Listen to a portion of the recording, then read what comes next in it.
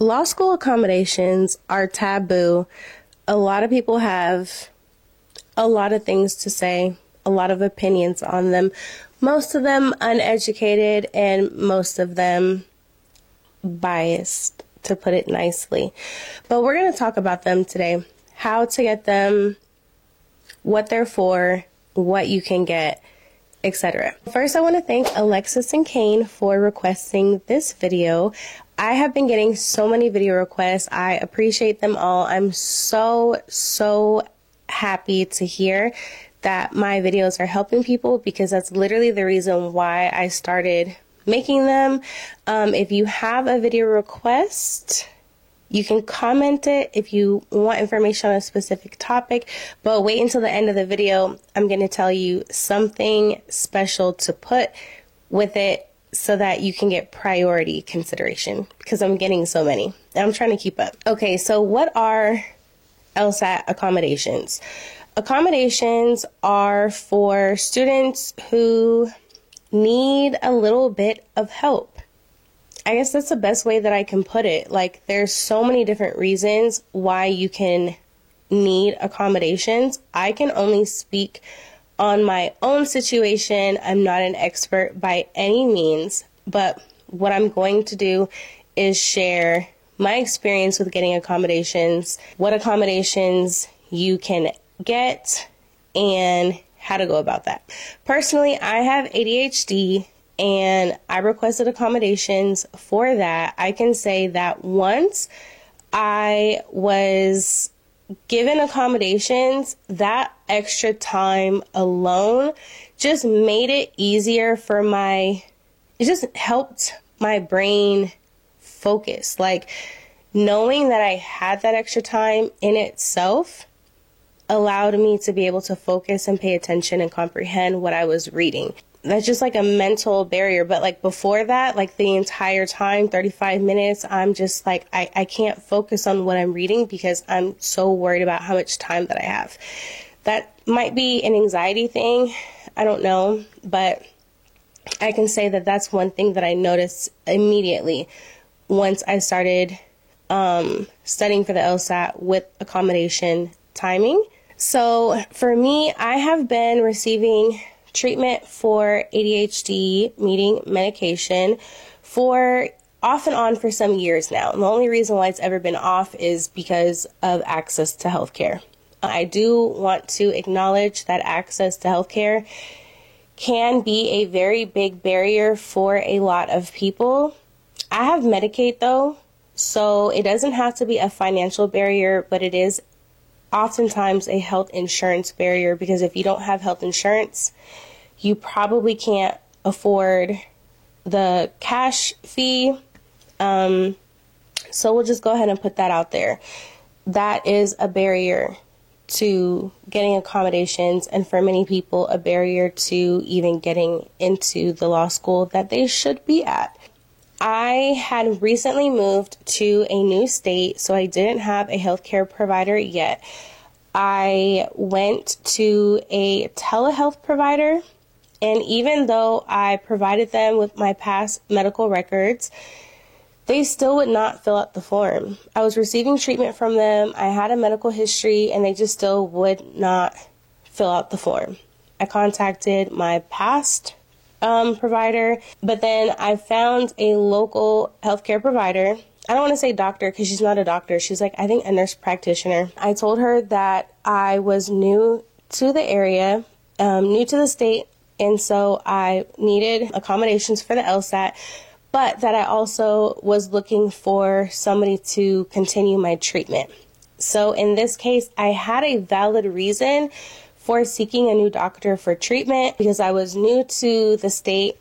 I just wanted to clarify that you don't need to have moved to a new state to be justified in asking a new provider to fill out this form. But if you have ADHD and you have gotten medication or tried to get medication, you know exactly what I mean in saying that sometimes providers can act funny, especially if you're a person of color. They tend to question us a little bit. But that being said, I just wanted to make my situation clear just in case you experience any issues when you attempt to get your accommodations form filled out. And I say that because the person who I go to, she was more than happy to fill out my form, but she will only fill out the accommodations form if you're under her care. Like, she's not going to just fill it out for somebody off of the street.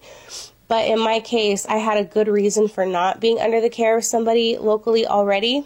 And from that appointment, I continued seeing her.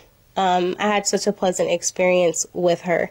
There is an accommodations form. I printed that out. I brought it to her. She did charge me a small fee, which is standard for most doctor's offices. If you're paying cash and they're charging you a high fee, I don't know if you could do it, but I think she charged me like $30, which is pretty standard for most doctor's offices, but she filled it out right there with me. I submitted that form online. Okay, let me back up. You cannot apply for accommodations until you are registered for a test. So this was like February. I got the form filled out right away, but I wasn't registering until the August LSAT. So as soon as the August LSAT test dates opened up and I could register, I registered immediately so that I could know for a fact that my accommodations request would be granted. Because you can't apply for accommodations until you're registered for a test date. So just keep that in mind. But get the form filled out as soon as possible if you're planning on that. Don't wait until the last minute. So I submitted that form. With the form, you also have to fill out, you have to state which accommodations you're requesting and why and how they will help. So I did use Reddit for this. Reddit can come in handy. If you saw my last video, I said, don't listen to Reddit. Reddit did help me with how to fill out this portion. I don't remember everything that I said, but my understanding is they are approving majority accommodations requests if you do have a doctor fill out the form, because they've been sued so many times recently. So anyways, so I'll go ahead and tell you the accommodations that I received, because there's no gatekeeping here. I don't care what anybody says. If you need the accommodations, get them. As an attorney, your job is to get the best outcome possible, right?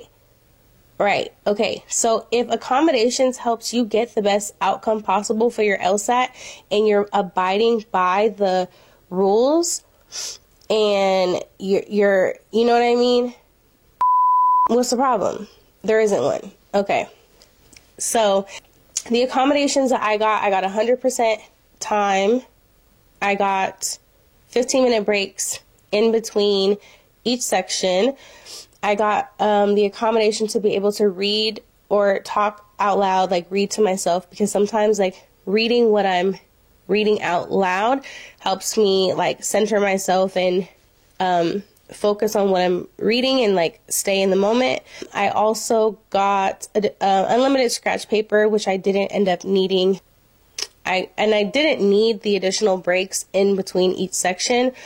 But one thing is that the accommodations that you get, you have to use them. Meaning if you got 100% time and you don't need 100% time, guess what?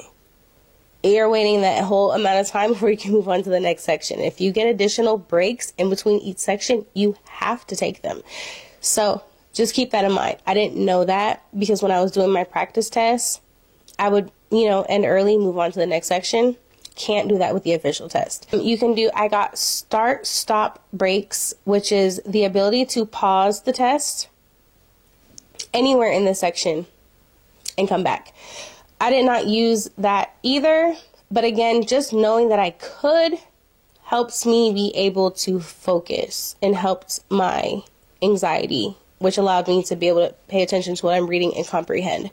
A big reason why I didn't like using my additional breaks is because when you have the read to yourself accommodation, you have to take the test remotely. Now, I wanted to take it remotely anyways, but when you take the test remotely, every time you come out of camera view, you have to, one, get the proctor's like acknowledgement, not necessarily permission, but you have to let them know.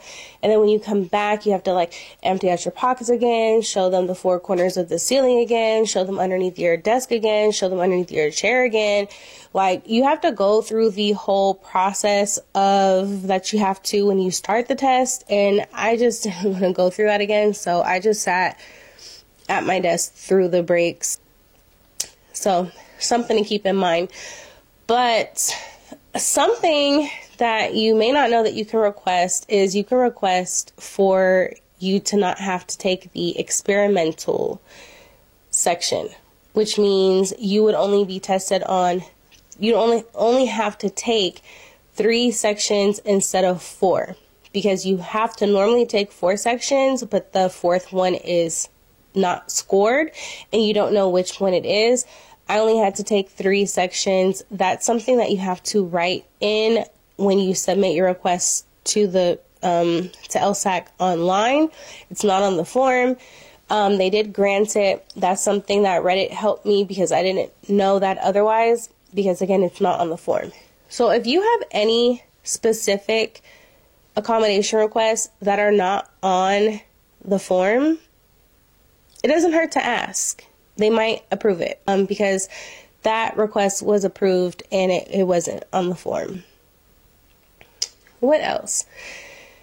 I think those were all of my accommodations. The only one that I actually ended up really needing, using, is the additional amount of time. I didn't need the additional breaks in between, and I didn't use the stop start. I did read out loud. Oh, and earplugs.